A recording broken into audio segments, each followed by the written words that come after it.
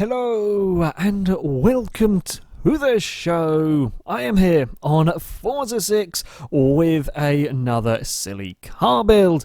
My vehicle today is the Ferrari 250 LM, a very, very pretty classic Ferrari racing car. This is one of the vehicles from the latest DLC pack. And certainly this has potential to be, well, I imagine it's going to be very, very, very fast in a straight line. How it's going to manage the corners, I'm not entirely sure, because we are going to be very powerful. Why? Well, we put in the 4.5 litre V8, that's a Ferrari 458 engine in it, which would give it a lot of power. Or we could put the 6 litre V12, you know, the Ferrari Enzo engine, in a little 250 LM. We're going to put the Ferrari Enzo engine in it. This is the most powerful engine you can swap into vehicles. It'll put out nearly 1,200 horsepower.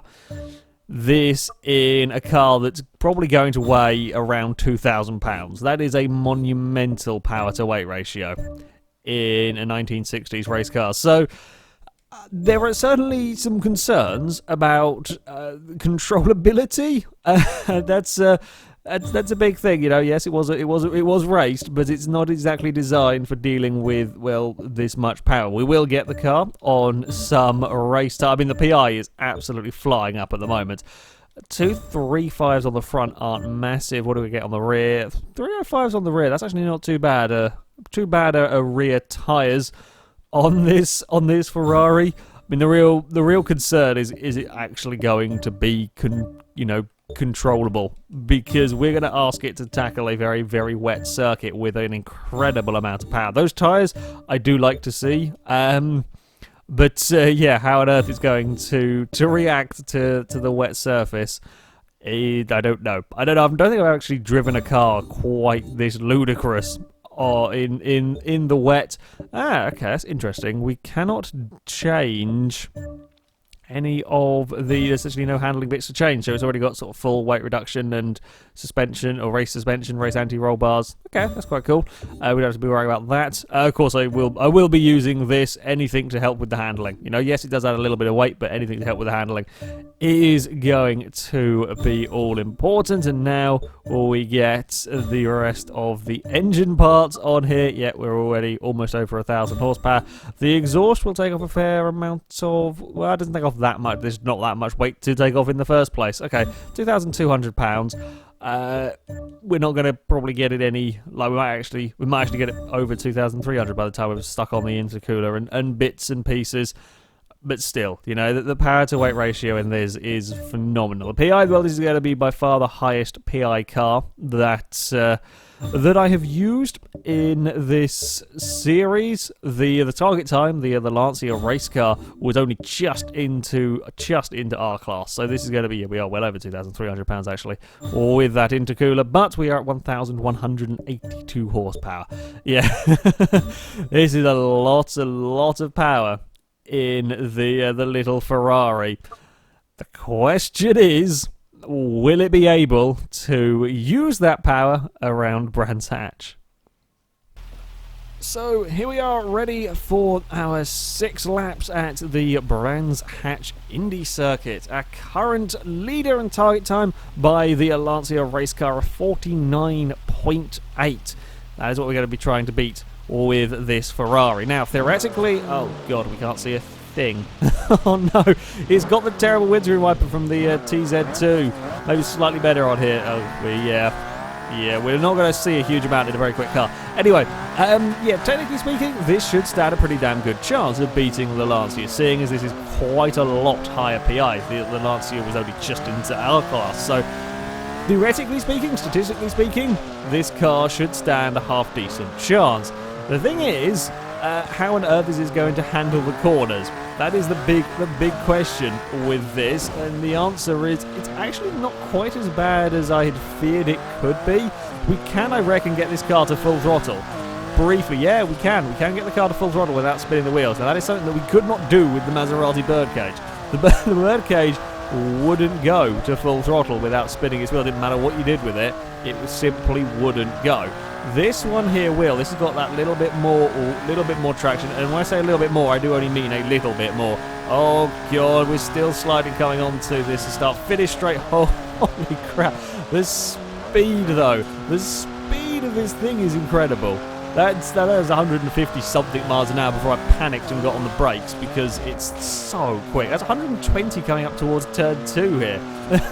I think it's one of these cars that is so easy to forget just how fast you are going in it. It's one of these cars that you'll get out of a corner, you'll boot it, brake where you're kind of expecting it to work, miss the braking by a mile because you're suddenly doing 50 miles an hour quicker than just about anything else in existence. So, yeah, this is one of these quite awkward cars to drive. Got to have to be really, I think careful with the throttle is going to be key here. I was careful. I was trying to be careful while still, going as quick as I absolutely can around here. What are we going to do lap time wise? It's going to be a 50.9. It's quick. We've still got a second to find. Can I get a second out of the Ferrari? Oh, yeah, we're flat out coming up that hill in fourth, which is not bad going actually for a city car build with this much power heading around turn 2 here. The thing is, you've just got to wait so long as we slide across the puddle. I'm actually really amazed that all remained under control. You've got to wait so long to get on the throttle with this car. You've got to be so careful. Also, I was playing that stupid risky. I was about 1 millimetre away from the wet grass and puddles out on the grass, and if I hit that, I am going probably backwards into a wall. So, yeah, let's not quite play so close to the grass next time around. Still can't get this flat coming onto the straight though. Still can't do it in the Ferrari. Okay, I'm jumping on I'm making sure I get it stopped into this turn 1. The problem with the first corner is like there I was thinking, oh, I feel like I go a little bit later on the brakes. But you do see that I literally only just get this car stopped. It's very easy to get suckered into trying to carry more and more speed into the first corner here, especially in these kind of cars like this that are so quick down that straight. It's so easy to try and think, oh, I can take that little bit more speed. You can't. You're going to end up in the gravel. But yeah, little. It feels like you can get more out of it, but you have got to be very wary with a car of this power, this speed. We come around this final corner. It's actually more composed than I thought it was going to be. I feared we might have another car very much like the Birdcage for going very, very sideways everywhere. Oh, I got on the throttle a little too soon. We're on the grass. Get off the grass. God damn it. That was on for a slightly better lap. I just tried to use some of that power a little bit more than I had done before coming down the start-finish line, and I couldn't do it. The back end just let go on me. Oh, please stop, please stop. All right, I think this is pretty much a gone lap. Combined with a little bit of rally crossing on the start-finish line and slightly running wide through there. That is not what you want your classic many million pounds worth of Ferrari to be doing in the pouring rain here at Brands. We're going to get one more lap with this car.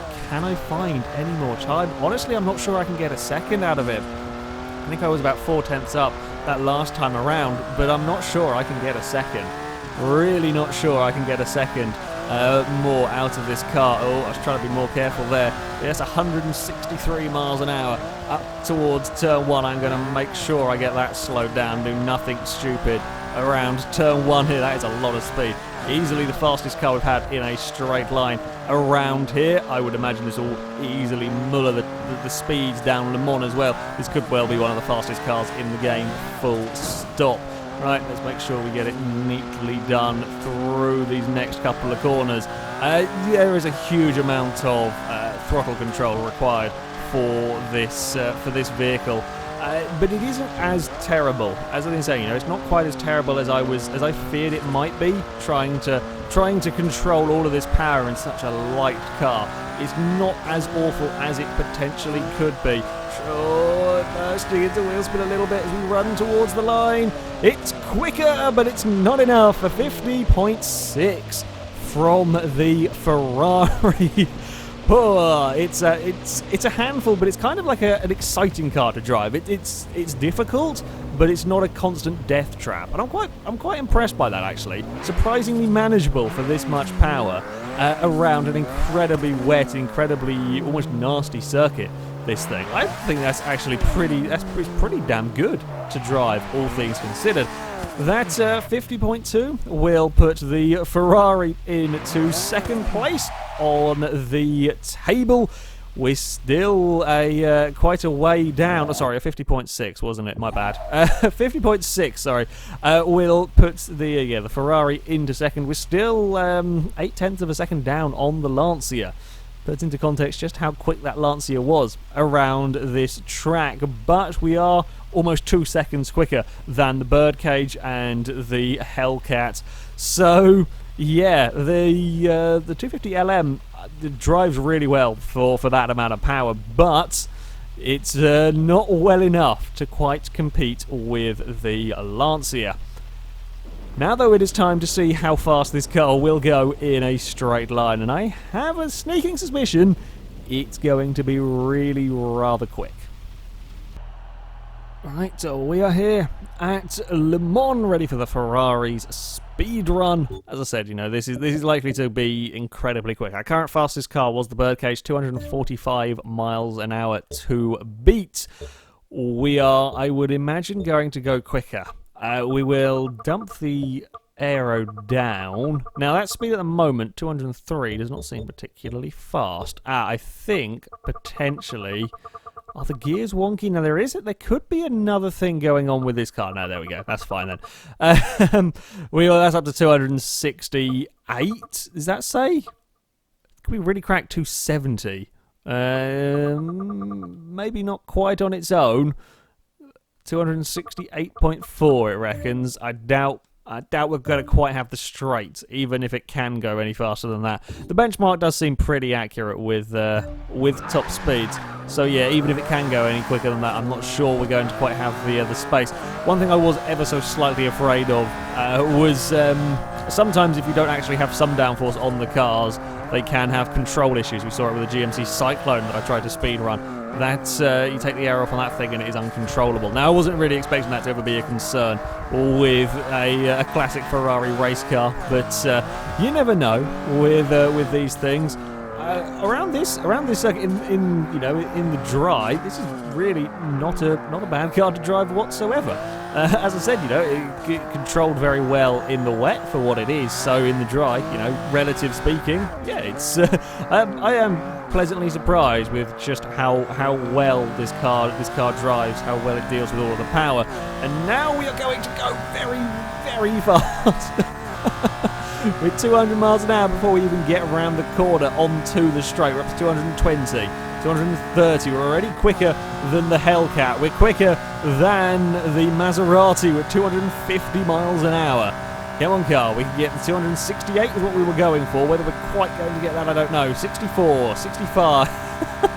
This is a phenomenal vehicle. Come on, 268. I really want 270. Come on. We're going slow. We're going slightly downhill, but it's not going to be enough. 268 miles an hour is all I think the Ferrari has to give.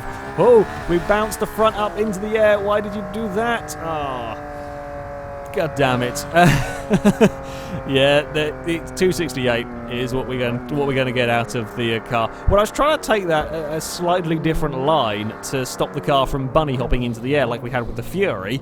Doesn't work because it has bigger problems through there. I'm sorry, Classic. We will fix you up. It'll be fine. Let's just look at it from that side, okay? There we go. You can't really see the scratches and scuffs. 268 miles an hour, though. That is some serious speed in this thing. I have no doubt if you took the aero parts off, it would crack 270, no problem. So yeah, that's a lot of speed in the 250 LM. It is a very, very nice car to drive, all things considered. You've got to have immense throttle control. Got to be really careful with this car when you take it out in the wet because there is so much power going through the rear of the car and it is so incredibly light. But it is not a horrible twitchy death machine. It is still remarkably drivable even in those conditions and incredibly fast in a straight line. Yeah, very, very impressed with this car. Can't quite beat the race car, the Lancia, but I still do very much like it, and that straight line speed is phenomenal. It is well over 20 miles an hour quicker than the Maserati. Yeah, 268 is pretty damn impressive, and it didn't even use all of the straight. It got there pretty damn quickly as well. So yeah, all in all, I like the 250 LM. Anyway, that is it for this video, guys. Thank you very much for watching, and until next time, goodbye.